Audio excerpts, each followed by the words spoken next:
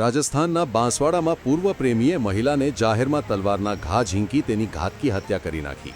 ઘટનાના ચોંકાવનારા સીસીટીવી સામે આવ્યા, જેમાં તમે જોઈ શકો છો કે કેવી રીતે પૂર્વ પ્રેમી ગાડીમાં બેસીને આવ્યો અને થોડા દિવસે મહિલા પર જાહેરમાં હુમલો કરીને ભાગી ગયો.